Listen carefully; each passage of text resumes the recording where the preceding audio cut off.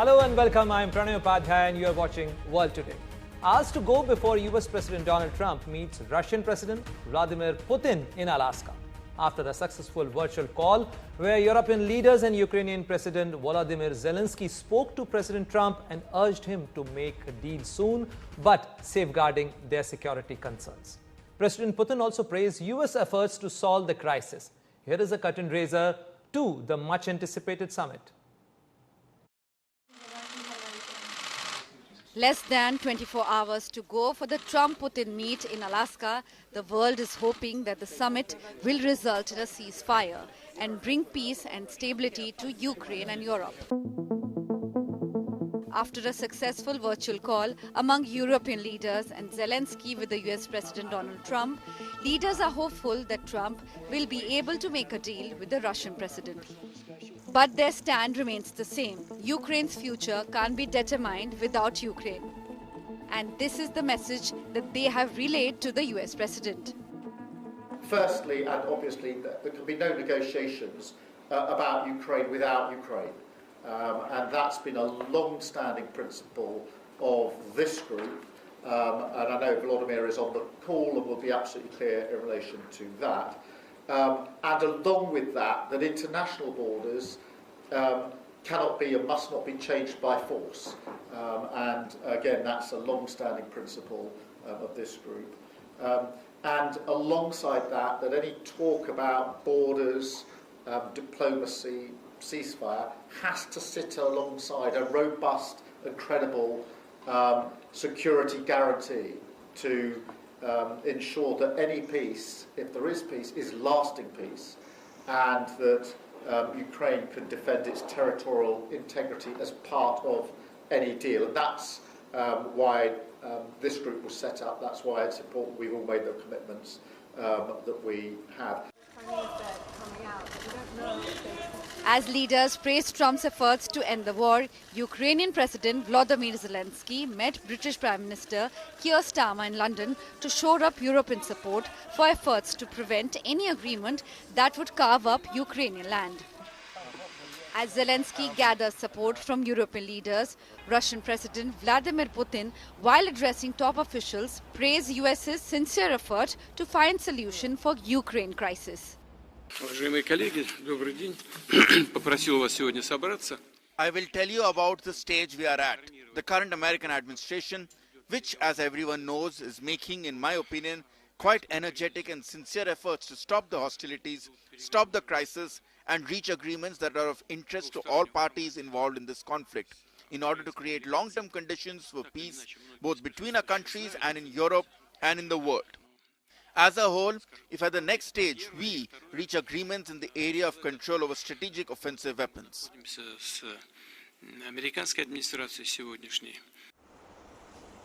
Kremlin also confirmed that both the leaders will give a joint press conference and lay out the results of the negotiations. Talks on bilateral cooperation in trade and economy and peace and security will be broadly discussed. The talks will be one-on-one, assisted by translators. And naturally, the broader tasks of ensuring of peace and security will be discussed, as well as urgent international and regional issues. An exchange of views is expected on further developing bilateral cooperation, including in the trade and economic sphere. I would like to note that this cooperation is huge and unfortunately hitherto untapped potential. The talks will be business-like, and naturally we are all in the business mood.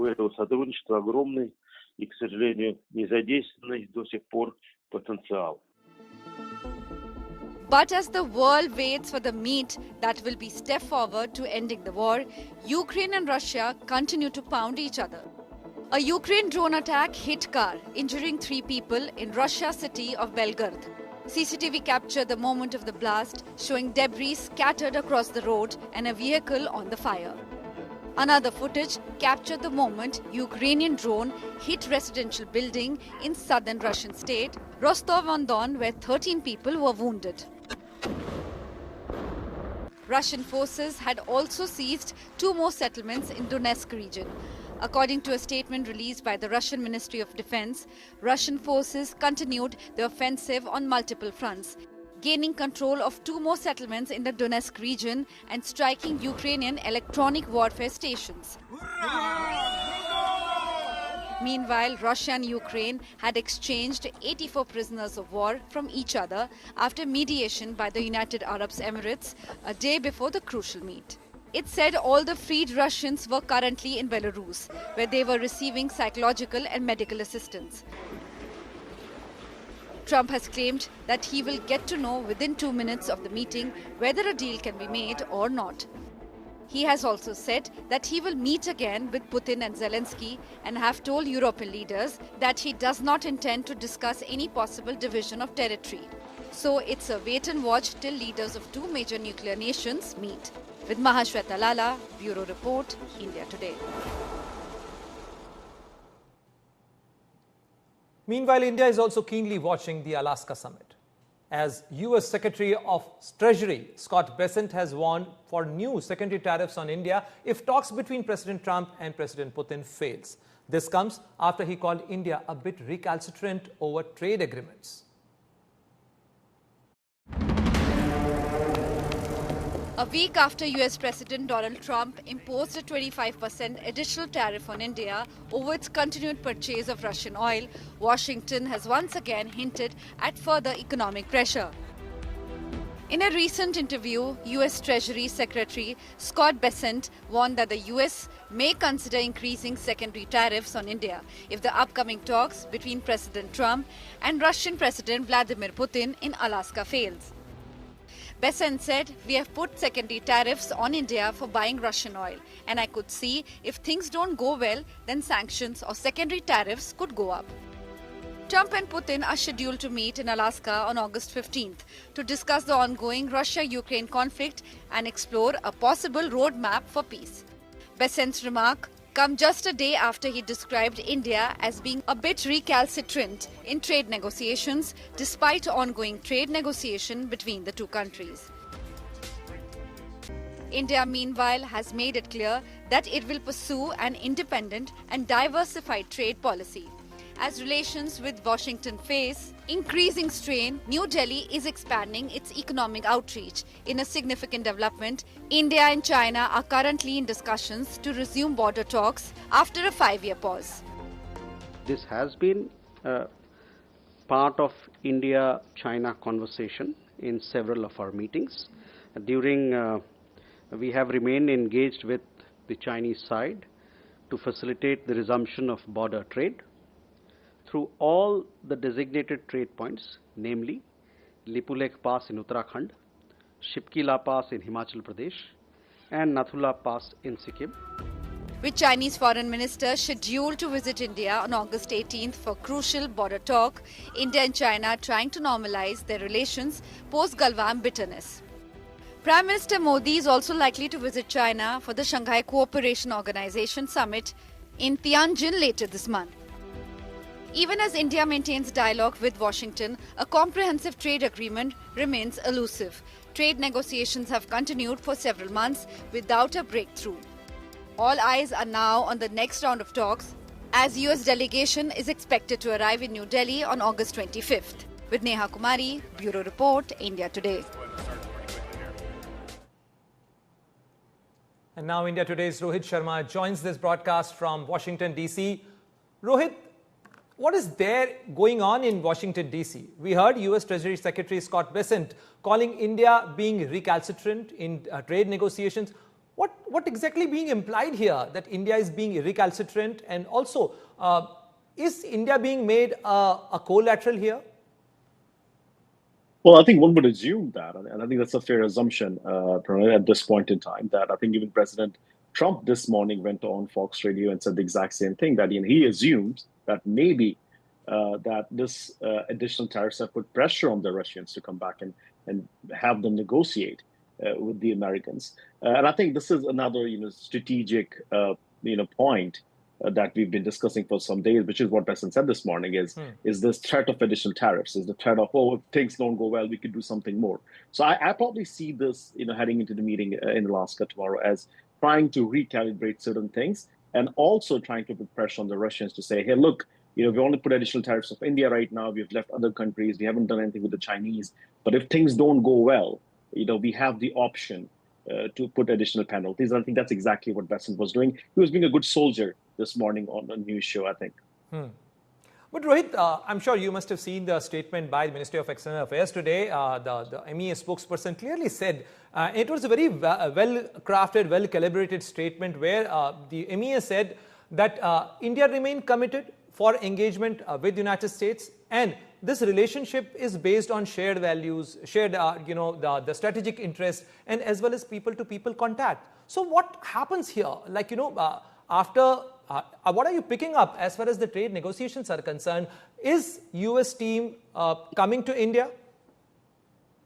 Well, that is true. They haven't stopped negotiating. The delegation will be coming to New Delhi. We've been told that we're trying to have this trade deal and trying not to make much about it. I think there has to be a lot that has to happen. But I think the Indian side at least wants to preserve what it can and believes that there are other areas where there is a lot of commitment from both the nations that have been built over years. So I think, yes, the trade negotiations will go. I think India is pursuing what it was doing. Let's hope so, Rohit. Thank you very much for joining this broadcast, and Rohit Sharma giving us the perspective that what is going on in Washington, D.C. And now I'm being joined by Angela Stent, Senior Fellow from the Brookings Foreign Policy Institute and an acclaimed author, because she has written a book, fantastic book on President Putin, calling the President Putin's world. Dr. Stent, my first question to you would be, given your experience on research work on President Putin and his personality, which is reflected in your book, what do you think that he would be aiming to achieve in this Alaska summit with President Donald Trump? And how might his KGB days tactics shape the conversation there? So I think that what he's hoping to achieve is clearly the end of his isolation from the West. He's been invited to the United States for the first time in 10 years. He wants to make sure that President Trump doesn't impose any more sanctions on Russia or do any more to support Ukraine. And he wants to make sure that he comes out of this with Donald Trump believing that they can at some point come to make a peace deal on Ukraine, although I think that's not going to happen this time. And the other thing is President Trump has offered Russia all of these economic deals, including investing in oil projects in Alaska. Putin is bringing over a business delegation with him, too. So I think they hope to come out of this with some concrete business deals and maybe hoping that the United States will lift some of the sanctions on Russia, and that Russia will then appear to be as a great power and equal of the United States. And I think those are all his goals in this. But Professor Stent, both President Donald Trump and President Putin are known for their big personalities and needed for dominance. So based on your study and experience, how do you see these two egos interacting on this table, and could their chemistry help or hinder a deal on Ukraine? So I think they appear to have pretty good chemistry with each other. That is to say that President Trump has always admired President Putin. You ask about President Putin's KGB background. He was a KGB case officer. He was also a judo champion in his youth. And so he's very good at understanding people's weaknesses, appealing to their vanity. And so I think he understands how to appeal to President Trump. And President Trump, I think, believes that Putin wants to have a better relationship with him. So yes, these are two outside personalities. I would say President Trump is often much more unpredictable than President Putin is, but President Putin can also spring surprises. So I think they will also be sizing each other up during this Alaska meeting. But Angela, your book highlights President Putin's goal of restoring Russia's global influence. Do you think he sees this meeting as, as an opportunity to get a diplomatic win, or regardless of the outcome, he is going to take it as a business as usual? So I think he does believe this will be a diplomatic win, and it is, because he has been invited to the United States, again, ending the West's isolation of Putin. President Putin, of course, has not been isolated in the past 3 years because Russia enjoys close relations with China. The Russian-Indian relationship is rather strong, and then with other countries in the global south. But for him, the triumph will be to say, here, I was received by the US president as an equal in the United States. And this shows that we are indeed a great power, not to be trifled with. Thank you very much, Angela Stent, for joining on this broadcast and sharing your thoughts and perspective on this big summit meeting, which would be taking place in Alaska. Thank you very much.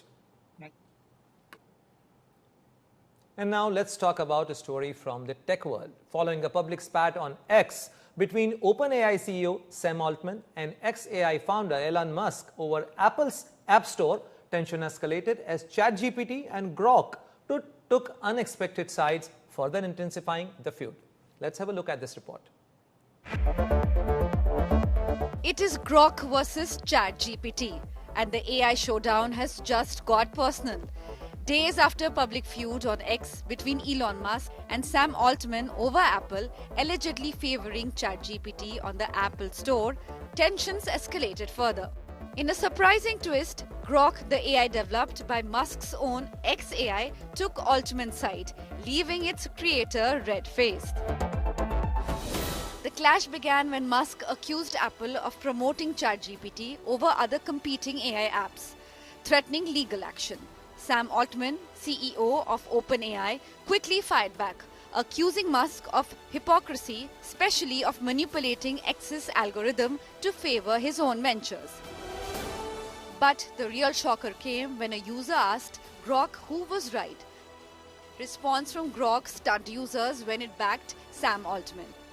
The AI cited verified evidence pointing to the rise of other AI apps like DeepSeek and Perplexity 2025 as counterexamples to Musk's antitrust claims. It also referred 2023 reports alleging manipulation by Musk of X's algorithm for personal gain, calling the behavior hypocritical.